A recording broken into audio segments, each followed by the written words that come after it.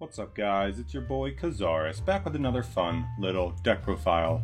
Today we have Dudark Paleozoics. So this is pretty much a stall deck, which is a little cheesy, but we actually got this, I think, in the new box, maybe in the one before it. And this card's really cool because it allows you to attack directly with it if the only monsters you control are level 2 or lower, which all the Paleozoics are level 2 or lower aquas. And he also works with Wetlands, which boosts all level 2 or lower aqua water type monsters by 1200, so you can essentially smack directly for 2400 with a Wetlands active. So with Wetlands and 2 direct attacks is game, essentially. Or if you don't have Wetlands, Chain Reaction inflicts 200 damage to your opponent each time you activate a trap card. So if you activate 2 traps, it brings them to 3600, which means 3 direct attacks with Dudark will be game. Or over a long game, if you activate 8 traps, it brings it to 2400, which means only 2 of these is game, or only 1 is game with Wetlands. So essentially, the whole goal is to stall out your opponent, get them into a position where you can just keep threatening lethal with Dudark, keep forcing them to respond to Dudark's activation, and then just respond to their things with your own Floodgates, Fiendish, Canadia, stuff like that. So we only have 6 Paleozoics just because these are the best ones. Mareya will get multiple in the graveyard and thin out your deck, that way you're not drawing Mareyas or anything like that. And it just gets you fuel in the grave to either block attacks or get 2400 beat sticks on the field with the Wetlands. We're playing 2 Dust Tornado just because this answers Cyclone. This answers the circle that Dark Magician puts up, or it answers things like Necro Valley, which are kind of annoying because you can't summon Paleozoics from the grave. It answers any Fiendish that like any control deck player would have.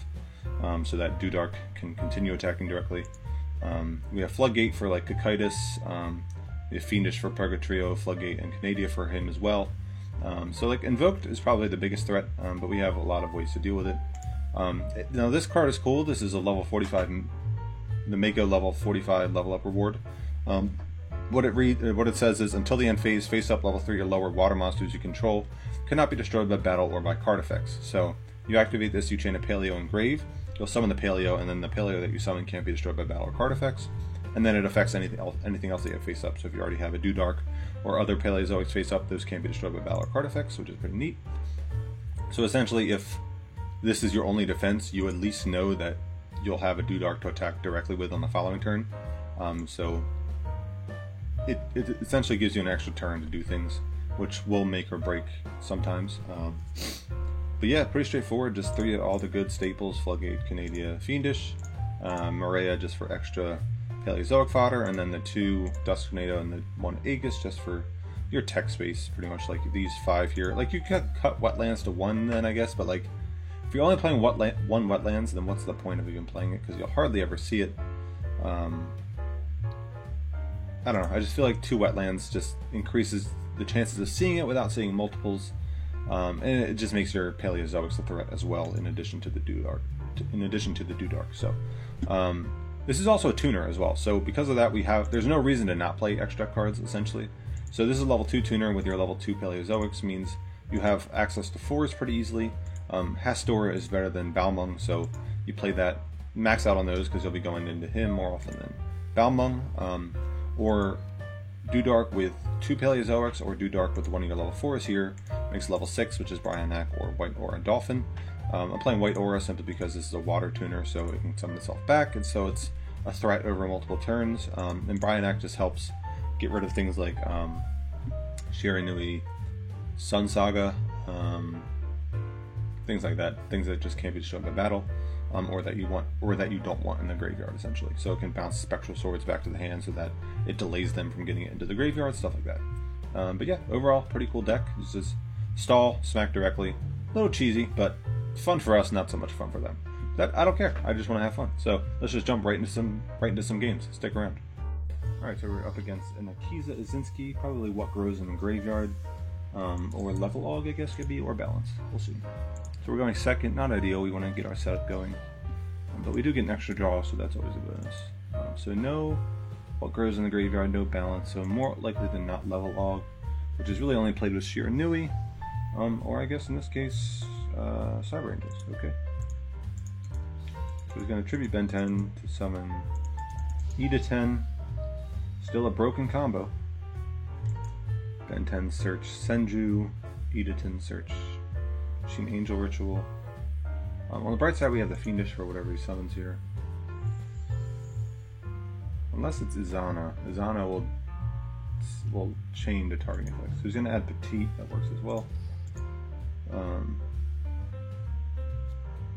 Add another Absolute, okay. Just going to summon Petite here. Use Petite's effect. My hand's not bad. You can get 2 Paleos engraved to keep monsters on board. We have 2 Floodgates and a Fiendish. And then if we draw something like a Dudark or a Wetlands, that would be broken. 5 out of 16%. 5 out of 16 chance, which is roughly 1/3, like 30%, a little less than a third. 29 to 30%. Just thinking on what to add here. Pretty sure you just get Izana. Izana is the better turn 1 play than Dakini. So yeah, I would summon Izana by using the Petite and the Ben 10 here in defense, I think. Or does Izana have to shuffle a ritual monster? Let's see. It has to shuffle a ritual monster, so he's not going to summon anything here. So we know he has Izana and Absolute in hand. So we have double Floodgate. I'm just going to flood the Izana. I'm going to set the Fiendish, the Floodgate, and the Maria. I want Maria to send another one just so I don't keep drawing Marias, because this is like the worst card in my deck. It's a necessary card. There's no good trap card we can play with it either that activates in the graveyard. Unfortunately, we don't have a lot of those. It's good with Survival's End, but we don't play any dinosaurs. It's good with a card, I think, that summons... I think it's like Overclock Limiter or something like that. It summons like a level 2 monster from deck, but again, it's a machine, but it's not that great. Not worth playing 2 bricks for. So again, just using Maria to get extra Paleozoics in the grave. He's using Absolute here. He's tributing the Edaton and the Cyber Petite Angel, CPA. He uses Izana's effect, which makes us send a spell or trap we control to the grave, but if we just chain a Floodgate here, now we can send this Floodgate to the grave, and we just keep our back row advantage. So yeah. So you're going to get the Edaton boost though, which will put this one to 26. I just get to send this Floodgate to the graveyard, pretty nice. Toggle on, so in the main phase now we're just going to use Maria. Send a Maria, no, I guess Dust Tornado is useless, so I'm debating sending this actually. So if we draw a Dust Tornado, we can't use it. If we draw Maria, at the very least, we can use another Maria. So I'm going to send Dust Tornado here, actually, because this is absolutely useless. Now, if he declares battle, I could summon... Do I want to take 26 to the face? I don't think I do. Yeah, I'm just going to use this here on the Edaton and chain the Maria in the graveyard. No reason to take this 26 if I don't have to. So this will just turn off his effect and stop him from attacking. Now I'll have a 1200 Maria. We have Aegis now. I'm going to set this and another Floodgate. Pass it back to him. Cyber Angel has a tough time playing through back rows. This is a pretty good matchup for us. It's just Izana helps, but not too well. He's going to use another Machine Angel Absolute. So that's his third one, so he can shuffle back from grave or tribute this Edaton if he so chooses. We'll see. We can also just flood whatever he summons. If he summons Dakini, we don't send anything because this is unaffected by monster effects. He's going to summon Ben 10 by tripping Ben 10. I think we just flood this here. So now his entire field is flooded. So he has to draw a ritual monster and a ritual spell because he can't summon anything to search it. So right now we have plenty of time to draw our Dudark here.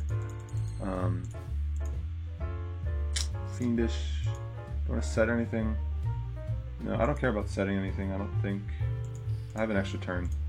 So just in case I draw Maria in the next turn, I just want to use that to to thin out our deck more.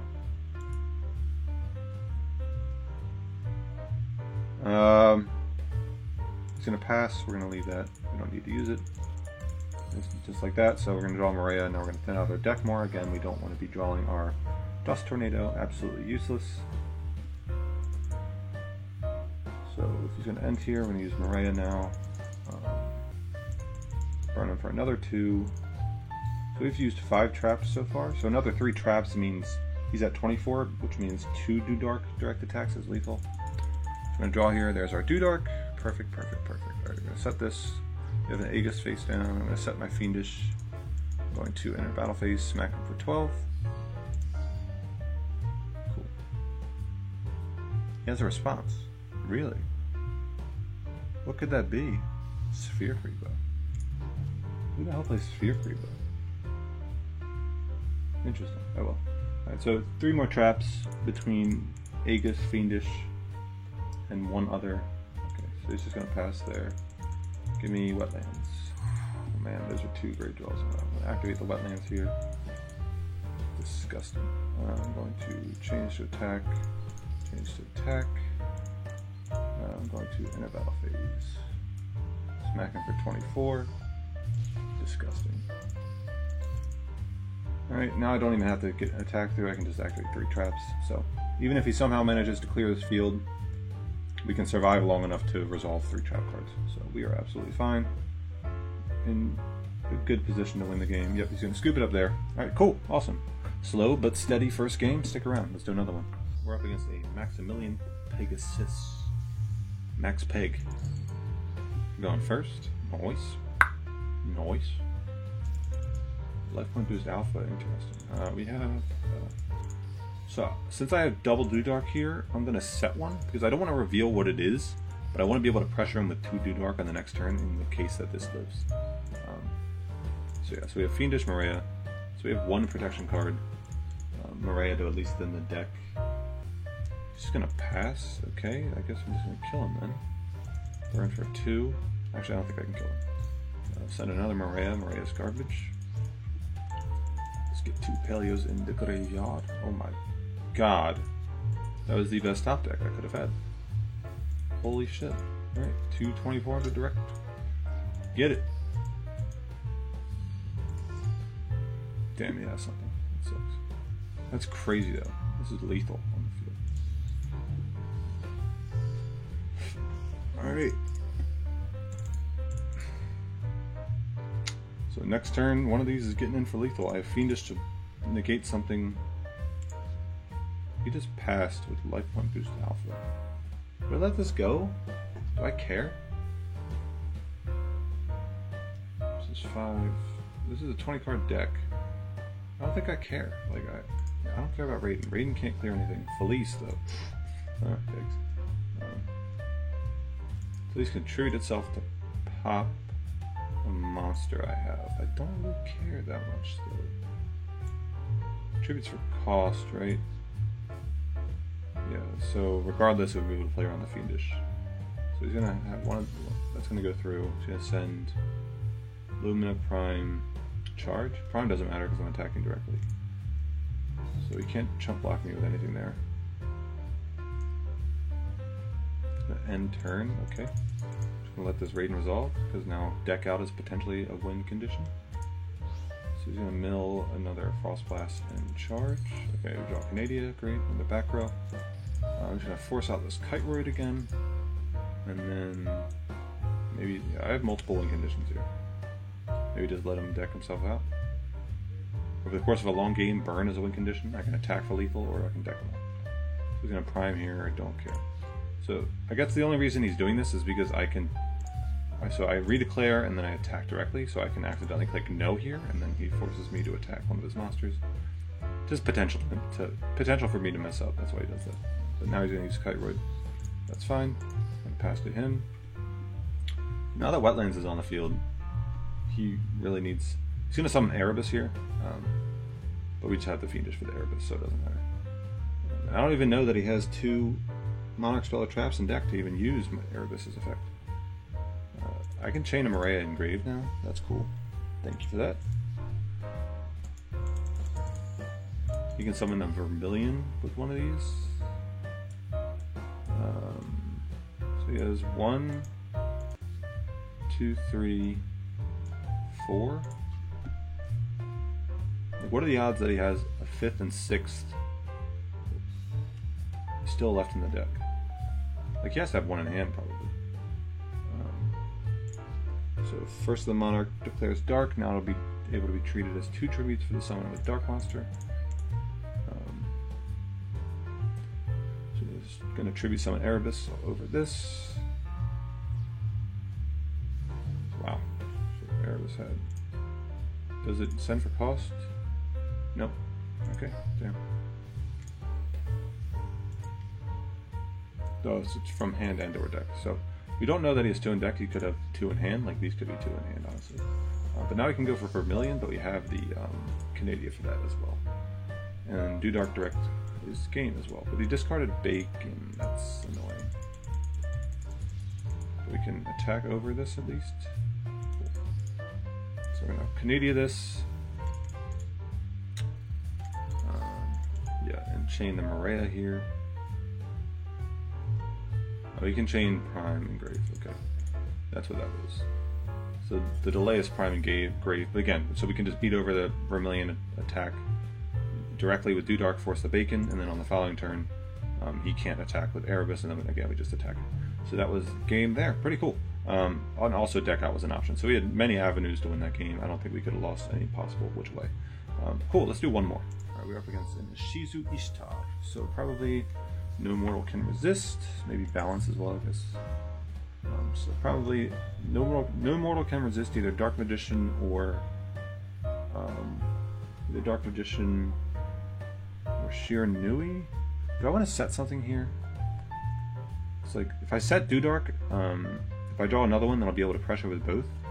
But if I don't set Do Dark, it has less of a chance of dying, I guess.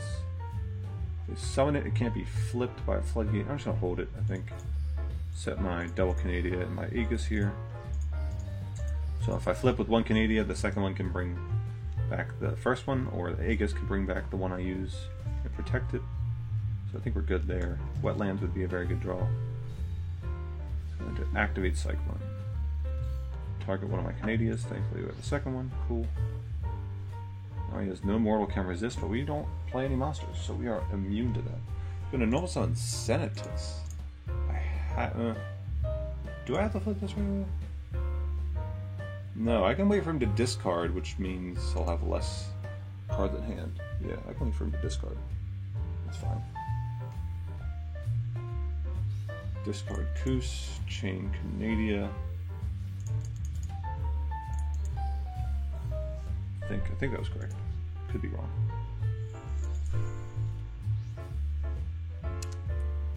It's gonna pass there. Okay, so I'm gonna leave it there. Have the potential to Aegis summon back Canadia and then kill it. Or I can just summon Do Dark and kill it, or I can summon Do Dark and attack directly. Lots of avenues here.